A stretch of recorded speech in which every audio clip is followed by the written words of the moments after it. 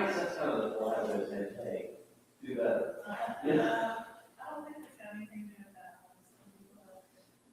That thing's going on.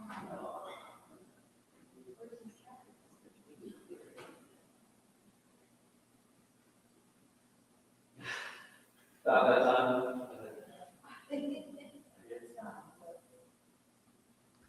I don't know that we'll probably have a few more straggle in, but no time like the present to get started. John, would you mind opening us with a word of prayer?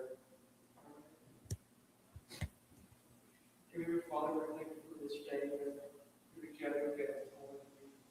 Pray that you can focus on your words, pray that you can deep in faith with you, pray that we can learn more about you, how much you love, and we can become closer to you, be able to apply it to our lives. Amen. Okay, so for the last several weeks, we've been discussing some of the hard sayings of Jesus, and I have stayed away from dealing with the ones that are hard to understand, and we've been working more with the ones that are harder to apply. So this morning, since this is kind of technically the end of the quarter, I thought we'd change that up a little bit, particularly with the Wednesday night class having just gone through Daniel 9. I thought we'd take a look at Matthew 24. And I am going to preface this class by saying I don't know everything that's going on in Matthew 24. There are people smarter than me who have not figured this out yet. So, however, I don't think that's a reason to avoid talking about it because it's there and it's important. Does anybody know right offhand what's going on in Matthew 24? It's a pretty famous passage.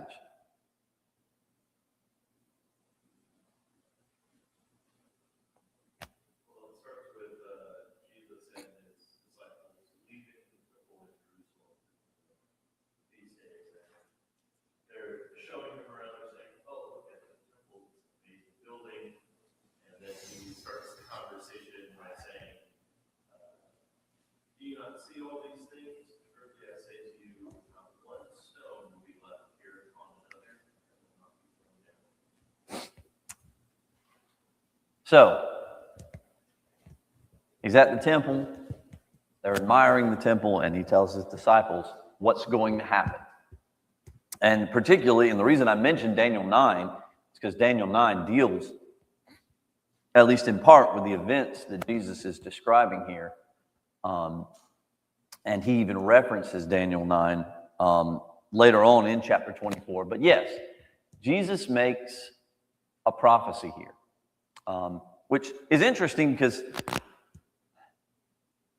other than talking about his return or his death, Jesus does not make a ton of prophecies regarding events that are going to happen. And so what we have here is a special situation. But yes, he's prophesying at the beginning of this, the destruction of Jerusalem. And so as he's talking about the temple and stones not being left on one on top of another and things like that, if you look in Matthew 24, verse 3, it says, as he was sitting on the Mount of Olives, the disciples came to him privately, saying, tell us, when will these things happen, and what will be the sign of your coming and of the end of the age? Now, before we go any further than that, it is important to note that this passage is heavily taken out of context and is used to support several doctrines that don't necessarily make sense without taking these verses out of context. And so what we're going to do is try to examine these verses within the context, with the original intent that Jesus had when discussing these things. And so if someone would, we're going to break this up, and I doubt we'll get through all of this chapter today. If we do, I've done something wrong. But we're going to break this up into several sections. In the first section, if someone would please read for us Matthew 24, verses 4 through 8.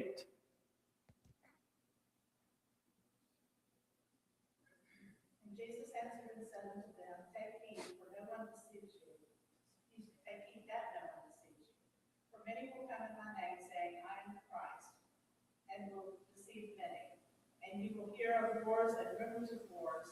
You will see that you are not troubled, for all these things come to pass. But the end is not yet. For nation will rise against nation, and kingdom against kingdom. And there will be famines, pestilence, and earthquakes in various places. All these things are the beginning of sorrows. Does anyone else have, I'm just curious about this because this is something that's translated a little differently in different versions. Does anybody have any other word different than sorrows in verse 8?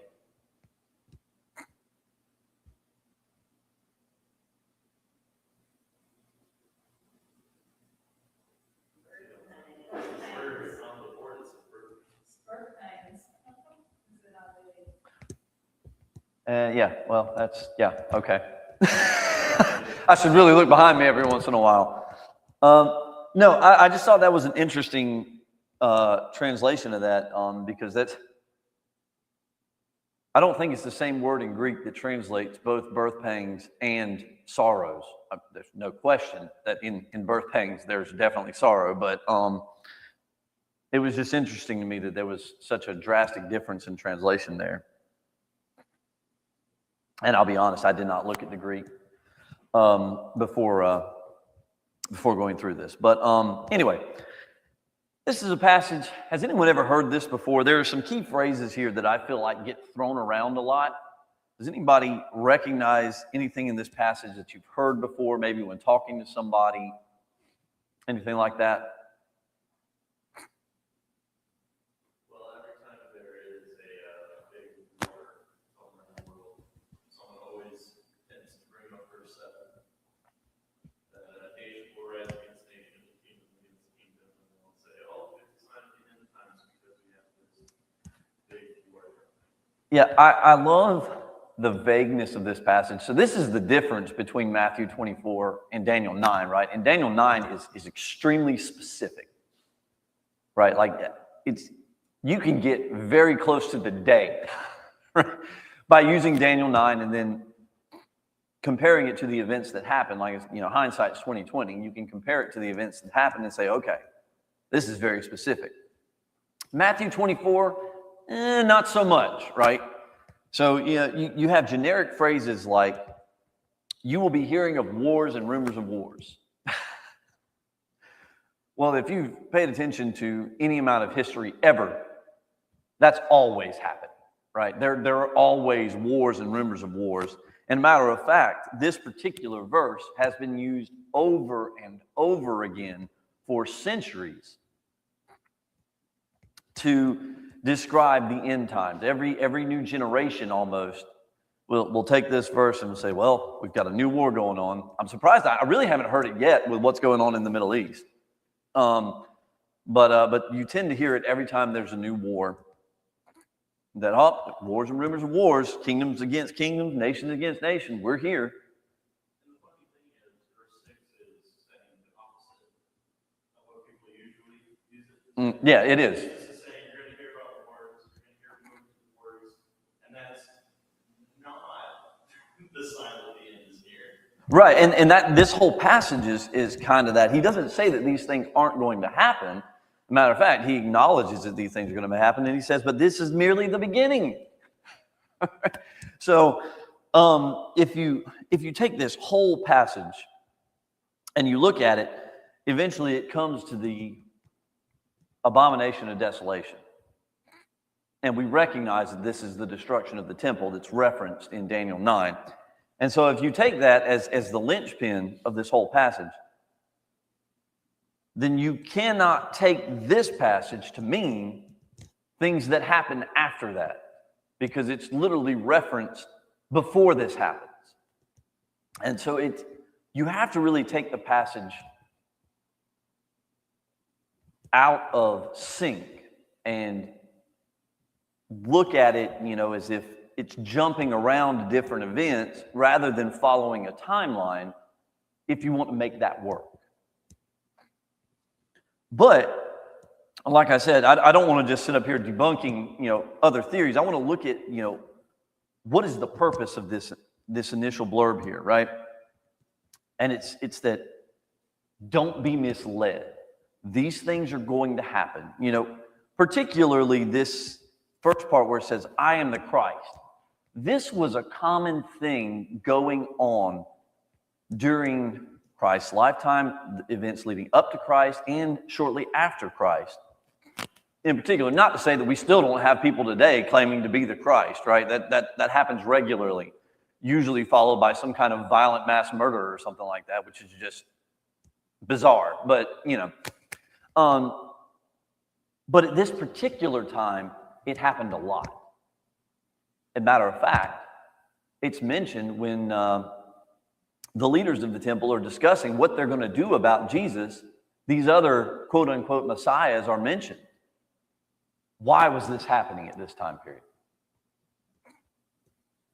Well, as you mentioned, that Daniel 9 prophecy could pretty much follow it to the day, to the year of when Christ was going to come. And so they are in that general time period when you know that it's going to happen. So you have all these people who are saying, why not me?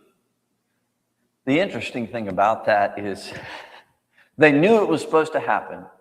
Jesus comes, he does all the things, and they still reject it. It's very strange to me. But Grant is absolutely right. If you look at the passage in Daniel 9, and the reason there was such variation in the time when Jesus was around and why there were messiahs before and after him is because it depends on the starting point, right? When you trace back the origin of the Daniel 9 prophecy, there are some variations of that. And so you have kind of a spread, so to speak, of when the Messiah was supposed to come. And so you have all of these false messiahs. This is literally happening as Jesus is making this prophecy. That everything that follows in these first 4 or 5 verses is referencing that same idea. These wars and rumors of wars, kingdom against kingdom, nation against nation. This is all the beginning. And you see a lot of that. You see the messiahs or the false messiahs. You see wars. You see, a matter of fact, later on, towards around about the time of the destruction of Jerusalem and shortly thereafter, you actually see fracturing in the Roman Empire at this time with the death of Nero. You start seeing some fracturing. Now it manages to come back together, which is interesting in and of itself. But you see a fracture there as when Nero passes as to who succeeds him. And Grant probably knows more about that time period than I do, but I think there were about, 4 generals who named themselves emperor after Nero? Does that sound about right? Yeah. And so they almost split the Roman Empire at this point. And so not only do you see nations rising against nations, but you see nations rising against itself, So all these things are happening, and it's important to note at the end of that phrase, verse 8, you cannot take all these things and then exclude verse 8 where it says all these things are merely the beginning.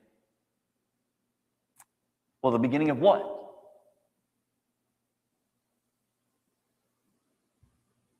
Without reading ahead, are there any guesses as to what this is the beginning of?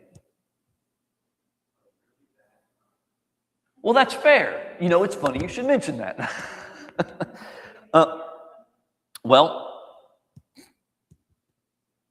So that is referenced here. But what he's talking about, the beginning here, is not actually, and this is the common misconception when it comes to premillennialism, right? And I'm not one of these people that thinks you need to always fight that battle with premillennialism. I think there are some arguments that you can get into with that can be petty, right? Because it's not going to weigh heavily on your salvation, right? But at the same time, you run into danger when you start misinterpreting Scripture and misunderstanding it. And so what he's talking about here is a series of events that's going to lead to the judgment on Jerusalem.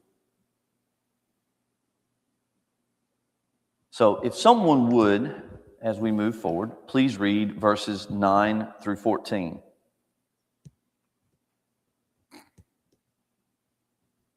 All these things are the beginning of sorrow. That was verse 8.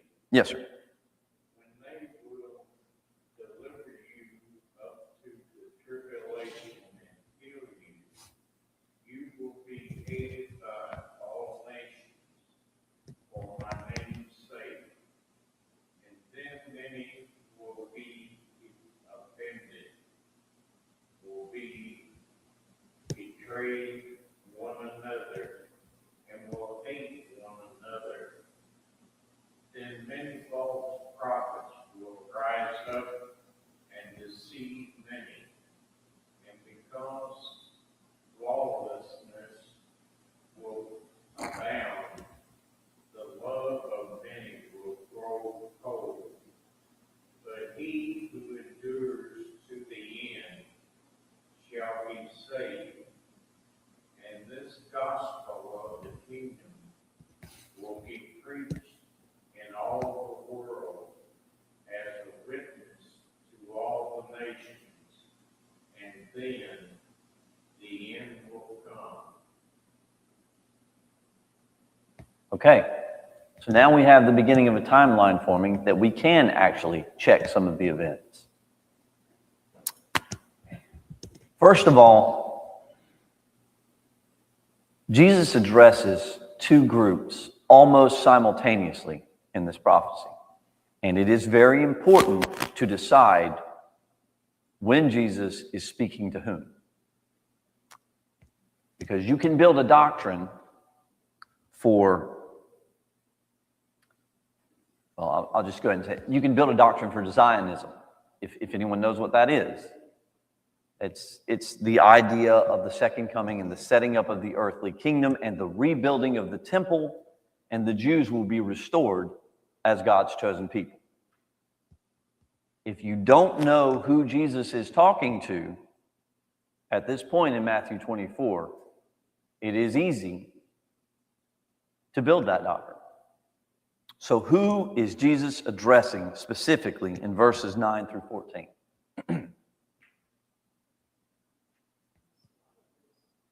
His followers. Literally the people he is talking to. But he's making a prophecy about these people. Who would these people become?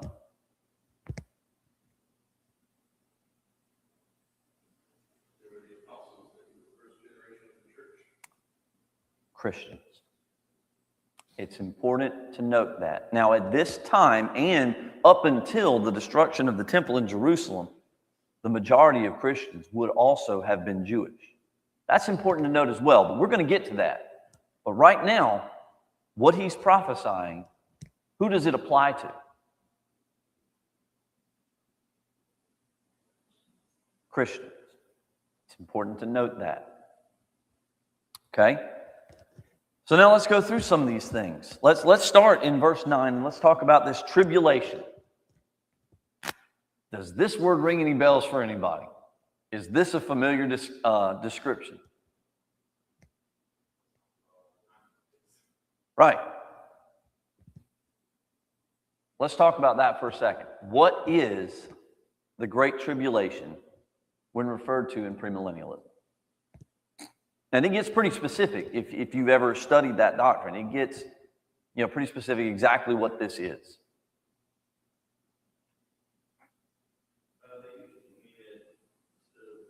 They usually say to me a period of time where most of the world will be turned against Christians and Christians will be persecuted in mass. So, and you'd have to go to other passages, and we don't have time to cover this passage, much less all the other passages that deal with premillennialism. But you have to look at a couple of events that were supposed to happen based on taking some things out of context, such as the rapture, right? Where those who are faithful are caught up and taken up into heaven, okay? And then after that comes this great period of tribulation. 7 years, I believe it is. I think that's right. Anyway, 7 years of tribulation during which the Antichrist rises to power and Christianity is essentially outlawed. And if you're a Christian, you will suffer greatly.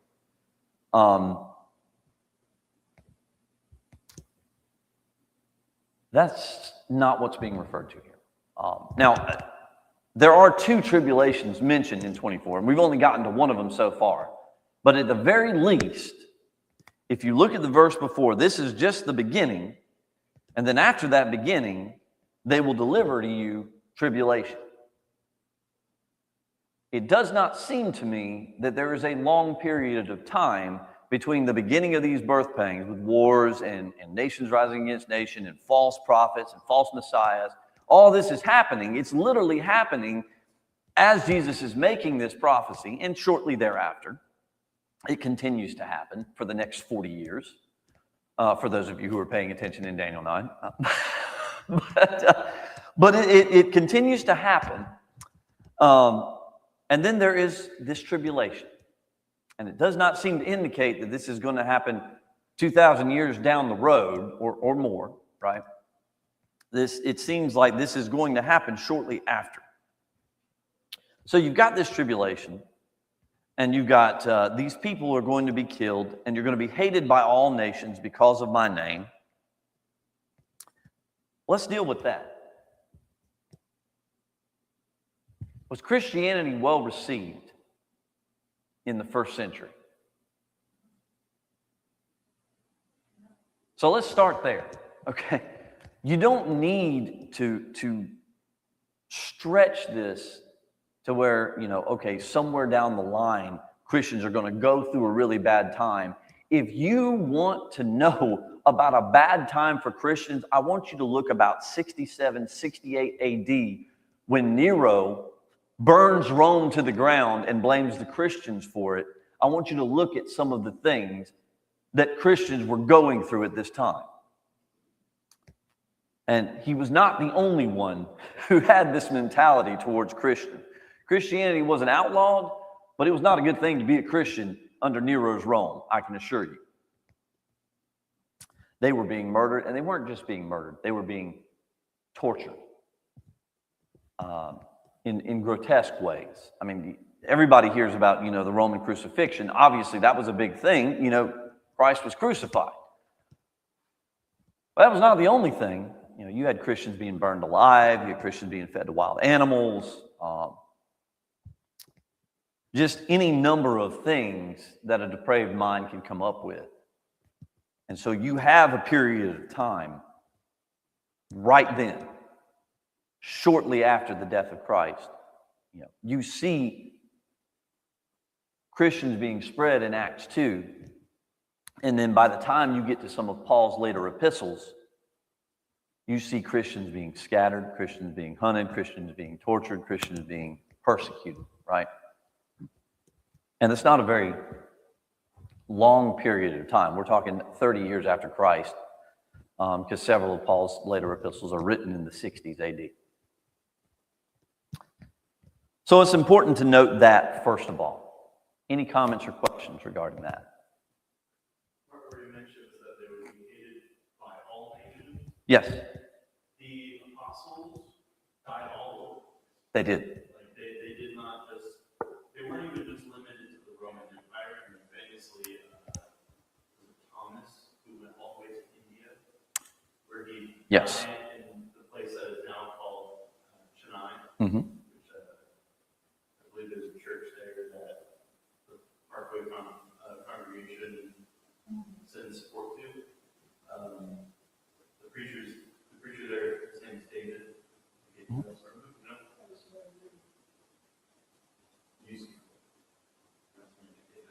Okay. But, and now those places all have the church there. Mhm. So the apostles in this early time tribulation happens, and they're scattered and they're all over the place. They're going across the known world, and they're being killed across the known world. Yeah. They're being hated across the known world, exactly as Jesus said.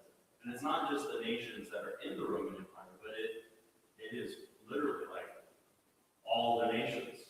It is. I think it was James the Lesser, I believe, who was killed by a spear in Egypt.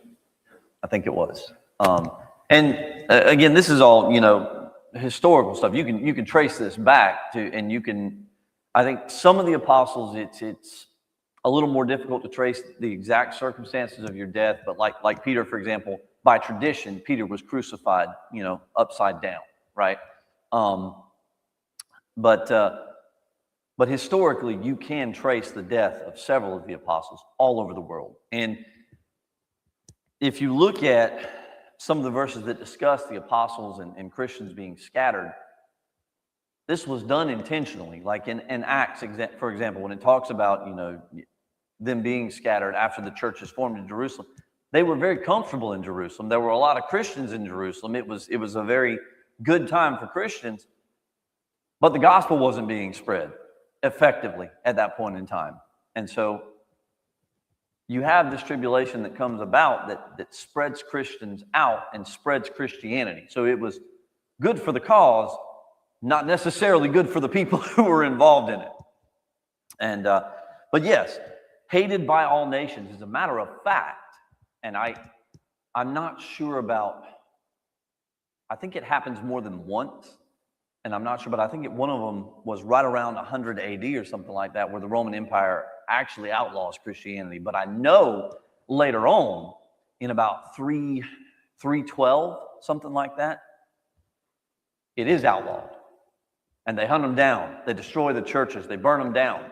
They really go after Christianity. Of course, it's shortly after that Constantine realizes the power that Christianity wields, and he seeks to access that political power by making it the official state religion and creating Roman Catholicism. But before that, it was outlawed. And I do believe that is long after the events that are being discussed right here. But it does add to the point that Christians were largely hated by all nations. And there was a concerted effort to stomp out Christianity. But in addition to dealing with that, you go down into verse 10. At that time, many will fall away and will betray one another and hate one another.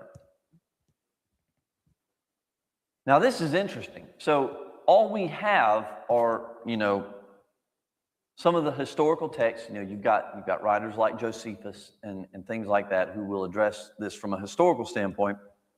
And then largely what you have from this time period, you have Acts, and then you have the letters of Paul to give us historical context of some of the things that were going on here. Who fell away? Who was betrayed?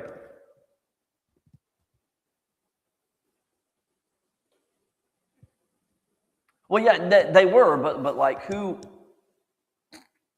There are some groups. There are some factions. There you go. There are some factions that are identified in several of the letters written by Paul.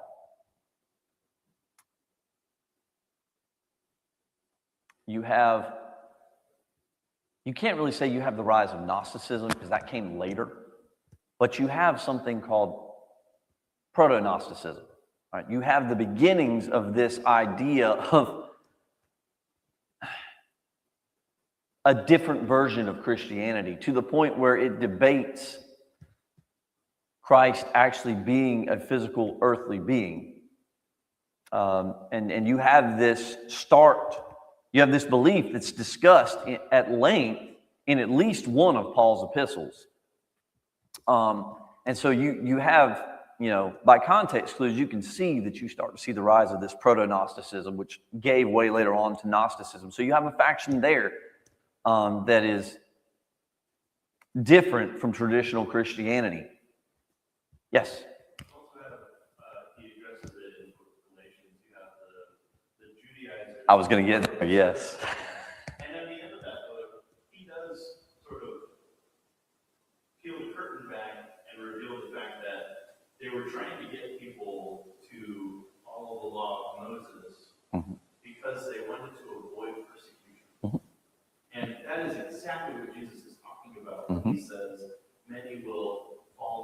Yes. The word fall away, it's where we get the word scandal. Yes. Scandalized. Yes. It's the word that means something is going to be placed in front of someone that's going to cause them to desert. It's going to cause them to leave the path and entice them. And for them, it was the fear of this persecution that was coming. They wanted to not be persecuted by the Jews, so they wanted to start teaching and convincing people to do Jewish things. So if you ever want to squash the notion of Zionism, right? If you ever want to get into a discussion about this idea, you can go to two places where it's very clearly dealt with. That's Galatians 2 and Acts 15. Now, there's some debate whether or not these two passages are discussing the same event or two separate events, but there's no question the same subject comes up, and that is this idea that you had to follow the law before you could be a Christian. And Paul says, wait a minute, we couldn't do this. We couldn't bear this yoke. Why are we going to bind this on Gentiles when we couldn't handle it ourselves? And so he very abrasively addresses this subject. He was very angry about this. And it was obviously a very important issue to him, because the beautiful thing about Christ and Christianity is that you didn't have to be a Jew, right? It was given to the Jews first and also to the Gentiles. And salvation is the free gift of God. But the Jews didn't like this, particularly the ones that did not, accept Christ. And so the Jews that converted to Christianity were under heavy pressure at the time from the Jews that did not, if they wanted to, remain in the good graces of families and the traditions and I'm not really going to say the governing bodies, but the spiritual governing bodies of the time, for lack of a better term. It would have been a very difficult situation for Jewish Christians at the time. And so what you have is the idea of Judaism creeping back into Christianity, the binding of circumcision on Gentiles, right? This specifically is dealt with. But yeah, definitely one of the factions was Judaizing teachers, and this is very clearly mentioned. So you have different factions like that, and I'm convinced that not all of these factions are mentioned.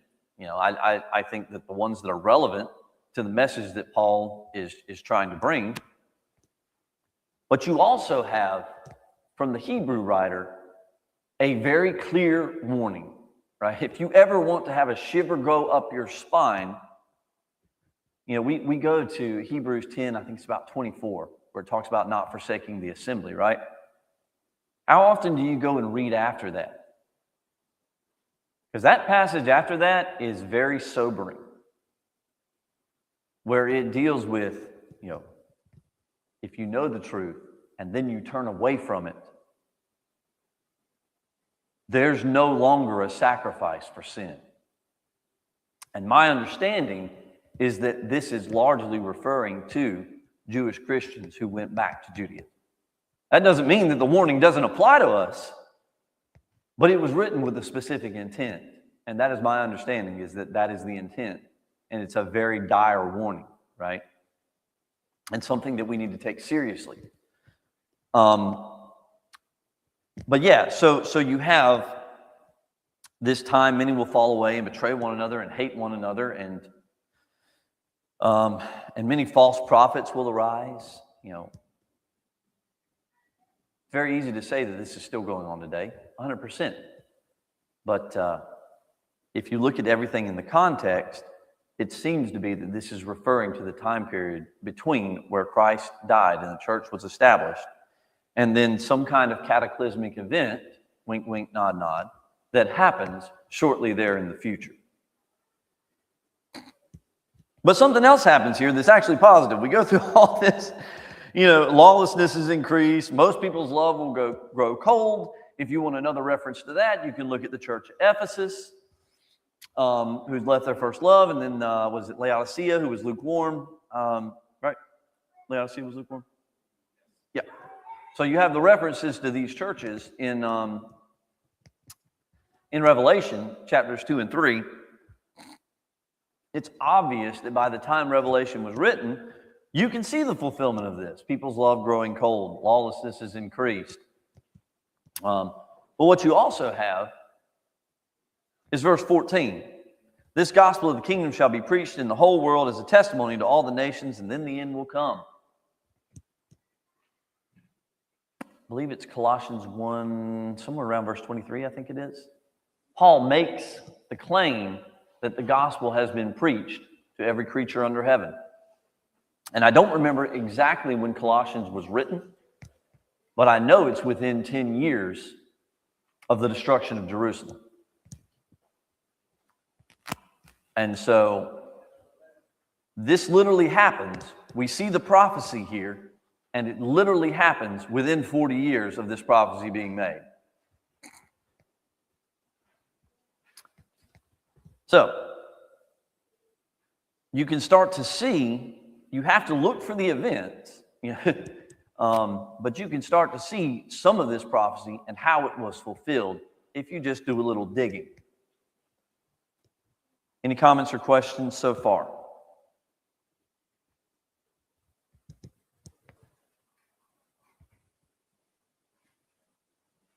Well, we could go into the perilous times.